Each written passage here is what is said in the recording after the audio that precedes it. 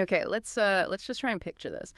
Imagine waking up, right? And the world, well, the digital world, its basic rules have somehow been completely rewritten overnight. And according to the stuff we've been looking at, this huge shift in tech power, it's not coming. It's already happened with like immediate real world effects. That's the landscape we're diving into today. Yeah, the core topic is China's, well, frankly, massive breakthroughs in quantum computing. They're being called so advanced, so fundamental that our source basically says they've won the whole quantum race. And we're not just talking about faster computers here. This is potentially about a whole reordering of global influence. Who's leading in tech? A new global order, maybe? What some people are calling quantum supremacy, which, just to clarify, means a country has done stuff with quantum that normal computers just don't. Well, they can't really handle it efficiently. Or maybe not at all. Exactly. And what's really fascinating and maybe a bit unsettling is that this tech, quantum computing, it sort of underpins everything that's coming next. You know, the future of AI, how cybersecurity works, global finance, even military strategy. It touches all of it. So yeah, it's way more than just a tech story. It's absolutely geopolitical, high stakes. Understanding this shift is just critical because it really does reshape power dynamics, maybe on a scale we haven't seen for decades. It could dictate who leads the whole next wave of innovation. Right. And to help us and you navigate this really dense but vital topic, we've been digging into insights from excerpts from China's Quantum Supremacy, a new global order. No. So our mission for this deep dive is pretty clear. We want to unpack exactly what China's achieved here with quantum, explore what these breakthroughs could mean for you, like your daily life, your data, your future, and just try to get a handle on the new global dynamic that might already be taking shape. Okay, so let's jump right in because the source material starts with this claim that it really grabbed you. It literally says, China just won pretty much everything. The quantum race isn't a race anymore. It's over. China won. Wow. I mean, that's about as bold as it gets, right? Pretty definitive. For those of us who've been, tracking quantum progress in different places, it sounds, well, almost too absolute. What does the source actually mean when it says the race is over? Is it really that black and white? Well, according to this analysis, yeah. It means pretty much exactly what it sounds like. It's presented as a stark reality check. It's not suggesting like a small lead or that they're just temporarily ahead. No, the material frames it as a definitive end of the competition. China's the undisputed winner. When it says blown past us, the implication is they haven't just caught up, they've completely leapfrogged everyone else, establishing what the source calls total dominance in a technology that's just foundational for the future. It's, think of it like this maybe. Others were focused on refining existing paths, maybe making slightly better bicycles, while China was busy building a whole new kind of superhighway system. It's not just winning one race, it's building the infrastructure that lets their scientists move faster, attract the best talent because they have the top tools, and maybe even set the future standards for quantum, basically setting the rules for everyone else. It's a lead that could just compound itself over time. A foundational lead. Okay. And the source points to why this happened, right? Something about focus. Yeah, that's a key point highlighted in the excerpts. The contrast in strategic focus is really stark.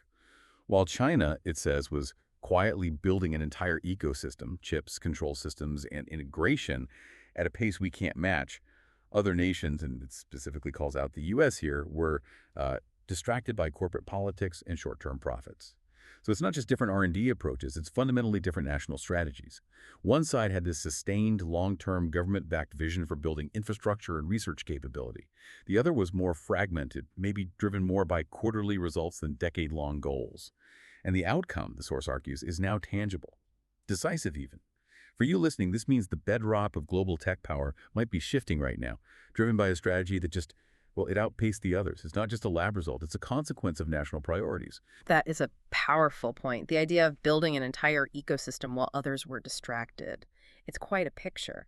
Okay, so if China has, as the source claims, won, what exactly did they achieve? You mentioned breakthroughs. The source highlights two really major ones that seem to be the foundation for this claim of supremacy.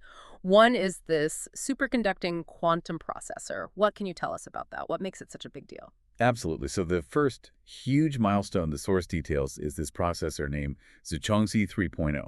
And it's not just another chip. It's described as a really significant leap because it hit 105 high-fidelity qubits. Now, high fidelity, that's the really crucial part here. Right. Qubits are the basic building blocks, like switches that can be on and off at once. Exactly. Super versatile switches. But for them to be actually useful for complex calculations, they need to be incredibly stable, reliable. They can't make loads of errors. High fidelity basically means these quantum switches, these qubits, are just that. Very stable, very reliable. They resist losing their quantum state, which is called decoherence, a huge problem in quantum computing. Ah, okay. So it's not just how many qubits, but how good they are. Precisely. It's about having qubits that work consistently, accurately enough for practical use. That, according to the source, makes Zuchongzhi 3.0 a much more robust, usable machine compared to a lot of earlier experimental setups. And the speed. The source mentioned something pretty wild. Yeah, it emphasizes the power by saying Zuchongzhi 3.0 performed certain computations quadrillions of times faster than the best classical supercomputers. Quadrillions. That's hard to even conceptualize. It really is. I mean, try to imagine a super complex problem, maybe a simulation or something, that would take the world's most powerful current supercomputer, say, 20,000 years to solve. Zuchongzhi 3.0, the source suggests, could potentially tackle a task of similar complexity in maybe just minutes or hours. So it's not just faster calculations, it's enabling computations that were literally impossible before. This opens up completely new avenues. Think drug discovery, modeling how molecules interact, or material science, designing new alloys, complex climate models. It pushes the boundary of what humans can compute, a new paradigm, really. Okay, quadrillions of times faster. That processor sounds like something out of sci-fi. But you said there were two key breakthroughs. The source highlights something else equally critical, right? Something that makes these powerful chips actually practical. Yes, exactly. And the second piece might actually be even more foundational, according to the analysis. It's China's development of homegrown quantum control systems. These aren't just blueprints. They're described as practical, robust engineering systems designed specifically to manage and orchestrate the incredibly complex behavior of these quantum computers. Control systems. So managing the qubits. Managing potentially thousands of them. The source highlights that these systems can efficiently manage thousands of qubits at scale. And this is where it gets really groundbreaking, because scaling up reliably, that's been the sort of holy grail, the massive hurdle in quantum computing. Ah, okay. So having lots of qubits isn't enough if you can't control them properly. Precisely. The material states very clearly that this control system capability is something no Western competitor has come close to achieving. Lots of research groups are making progress, building chips with more and more qubits. That's great. But the ability to actually control and coordinate thousands of them reliably, efficiently, without introducing new errors, that's the real bottleneck. A huge engineering challenge. If you have this incredibly powerful quantum chip, but you can't precisely manipulate each qubit, read its state accurately, keep it stable, then all that raw power is basically locked away, useless. This control system, as the source puts it, is what moves quantum computing out of the lab and into the realm of practical fault-tolerant machines. Okay, so it's like having a Formula One engine. Yeah, exactly. Zuchongzhi 3.0 is like a phenomenal engine. But without the sophisticated electronics, the cooling, the fuel management, the control system, it's just a powerful lump of metal on a test bench. China, according to this source, has developed both the powerful engine and the advanced control system needed to make it practical, scalable. This isn't just physics theory anymore. It's looking like industrial-scale quantum engineering. Okay, that makes sense. The processor and the control system working together. Powerful stuff.